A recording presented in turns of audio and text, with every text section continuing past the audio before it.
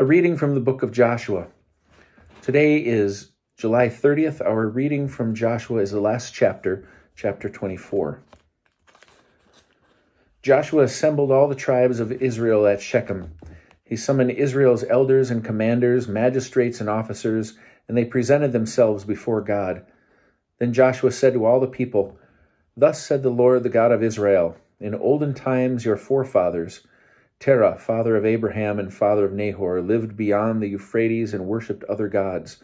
But I took your father Abraham from beyond the Euphrates and led him through the whole land of Canaan and multiplied his offspring.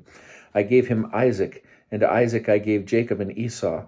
I gave Esau the hill country of Seir as his possession, while Jacob and his children went down to Egypt. Then I sent Moses and Aaron, and I plagued Egypt with the wonders that I wrought in their midst, after which I freed you. I freed your fathers from Egypt, and you came to the sea. But the Egyptians pursued your fathers to the sea of reeds with chariots and horsemen. They cried out to the Lord, and he put darkness between you and the Egyptians. Then he brought the sea upon them, and it covered them. Your own eyes saw what it did for the Egyptians, what I did for the Egyptians. After you had lived a long time in the wilderness, I brought you to the land of the Amorites who lived beyond the Jordan. They gave battle to you, but I delivered them into your hands. I annihilated them for you, and you took possession of their land.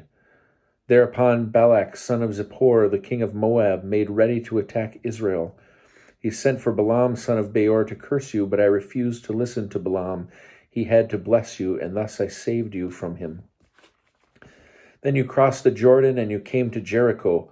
The citizens of Jericho and the Amorites, Perizzites, Canaanites, Hittites, Girgashites, Hivites, and Jebusites fought you, but I delivered them into your hands. I sent a plague ahead of you, and it drove them out before you, just like the two Amorite kings, not by your sword or by your bow.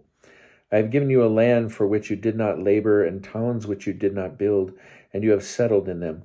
You are enjoying vineyards and olive groves which you did not plant. Now, therefore, revere the Lord and serve him with undivided loyalty. Put away the gods that your forefathers served beyond the Euphrates and in Egypt, and serve the Lord. Or if you are loath to serve the Lord, choose this day which ones you are going to serve, the gods that your forefathers served beyond the Euphrates, or those of the Amorites, in whose land you are settled. But I and my household will serve the Lord."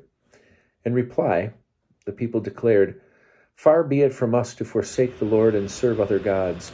For it was the Lord our God who brought us and our fathers up from the land of Egypt, the house of bondage, and who wrought those wondrous signs before our very eyes and guarded us all along the way that we traveled and among all the peoples through whose midst we passed. And then the Lord drove out before us all the peoples, the Amorites, that inhabited the country. We too will serve the Lord, for he is our God." Joshua, however, said to the people, "You will not be able to serve the Lord, for he is a holy God. He is a jealous God. He will not forgive your transgressions and your sins. If you forsake the Lord and serve alien gods, he will turn and deal harshly with you and make an end of you after having been gracious to you."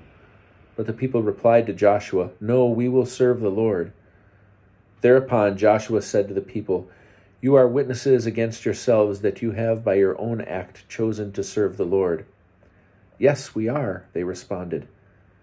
"Then put away the alien gods that you have among you and direct your hearts to the Lord, the God of Israel." And the people declared to Joshua, "We will serve none but the Lord our God, and we will obey none but him." On that day at Shechem, Joshua made a covenant for the people, and he made a fixed rule for them. Joshua recorded all this in a book of divine instruction. He took a great stone and set it up at the foot of the oak in the sacred precinct of the Lord. And Joshua said to all the people, "See, this very stone shall be a witness against us, for it heard all the words that the Lord spoke to us. It shall be a witness against you, lest you break faith with your God." Joshua then dismissed the people to their allotted portions. After these events, Joshua, son of Nun, the servant of the Lord, died at the age of 110 years. They buried him on his own property at Timnath-Serah in the hill country of Ephraim, north of Mount Gash. Israel served the Lord during the lifetime of Joshua and the lifetime of the elders who lived on after Joshua, and who had experienced all the deeds that the Lord had wrought for Israel. The bones of Joseph, which the Israelites had brought up from Egypt, were buried at Shechem, in the pieces of ground which Jacob had bought for 100 casitas from the children of Hamor, Shechem's father, and which had become a heritage of the Josephites. Eleazar, son of Aaron, also died, and they buried him on the hill of his son Phinehas, which had been assigned to him in the hill country of Ephraim.